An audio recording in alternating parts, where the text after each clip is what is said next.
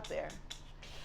Are there nomads out there? Would you ever consider like living out of a van or an RV for like years or the rest of your life? Let me be perfectly honest with you. I would need a full-size bathroom, kitchen.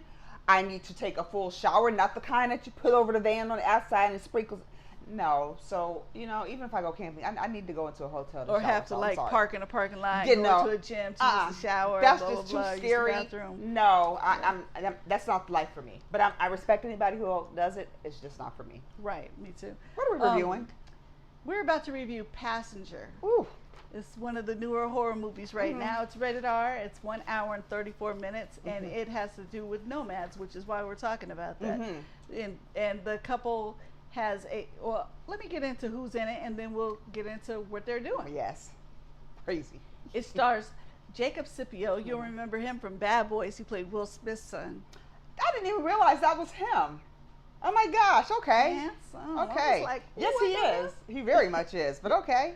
Lou LaBelle and Melissa Leo. And even if you don't recognize Melissa's name, you'll recognize her face because she's been in a lot of movies. Okay.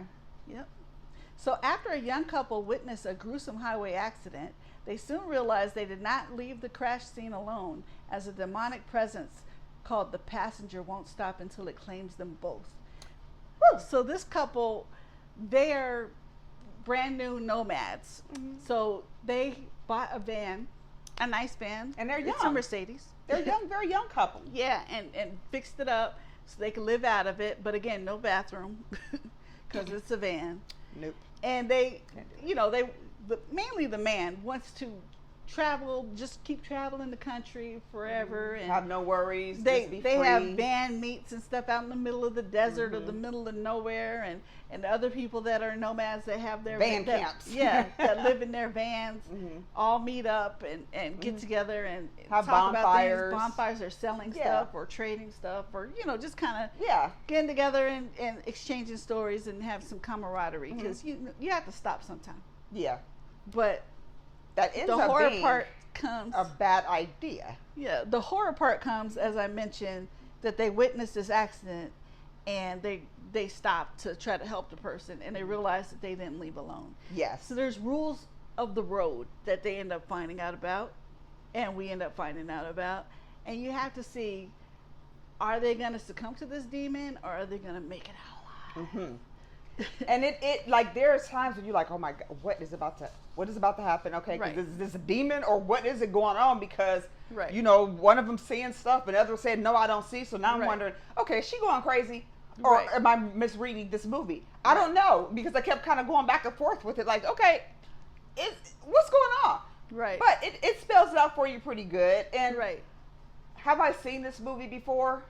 Not this movie in particular, but the plot. Something similar? Absolutely. Absolutely. I've seen absolutely. And of course, he's a Christian, she is not. He's a Catholic, and he believes in St. Christopher, so that plays into this. It's just a lot of, stuff like that. But was it a fun watch? Yes, it was a fun watch. Cool. The end was really fun. There's some parts where you might laugh a little bit, some levity.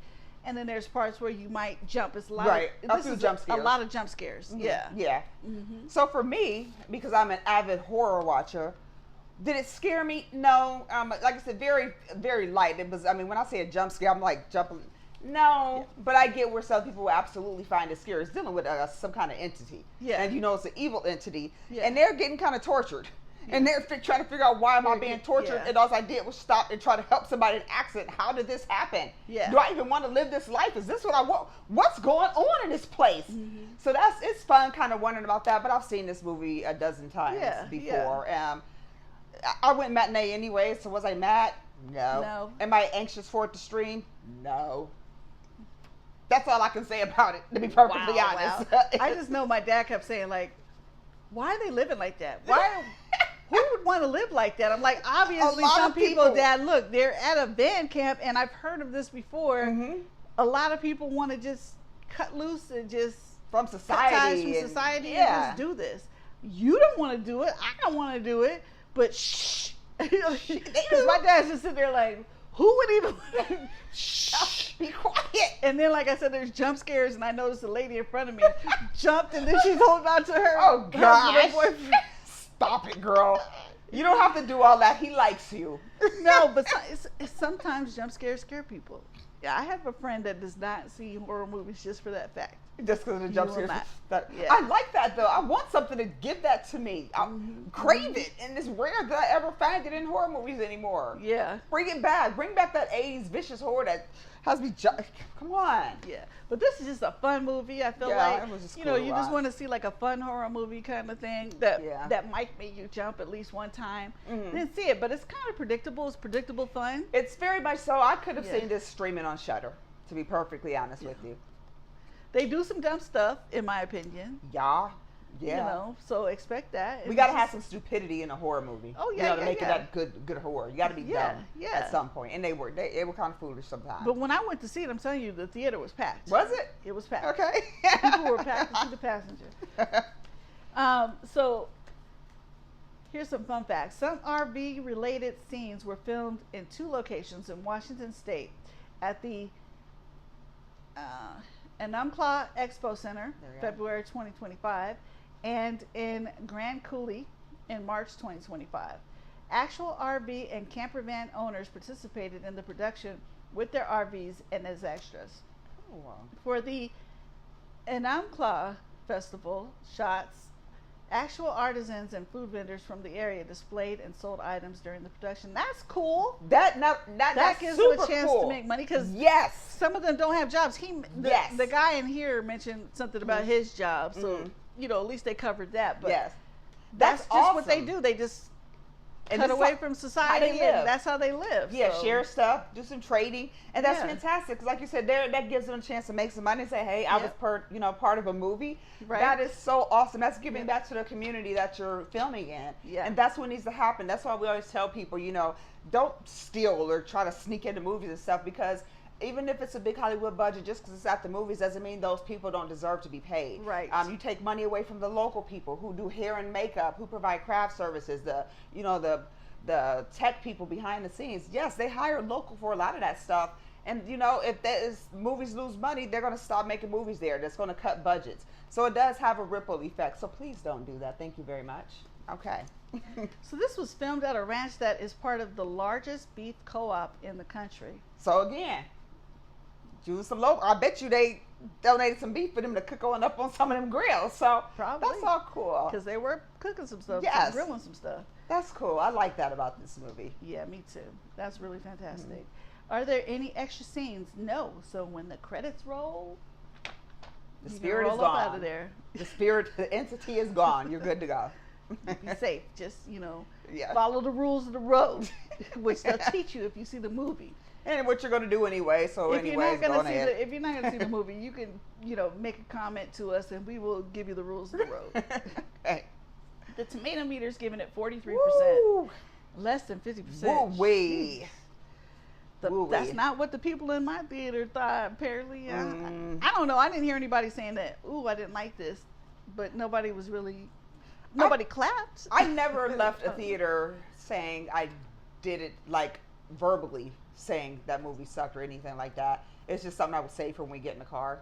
I remember seeing something years and years ago, so I don't remember what the movie was at this second. But I was like, I looked at my son, I was like, what the heck did we just watch? What I didn't understand, like what was, and other people were even saying like what did we just watch, and like it wasn't what we thought, and it wasn't that great, and just looked puzzled, leaving out like. I mean, even like puzzled? Walking all the way to the door, I can tell who was in the theater because they were just like.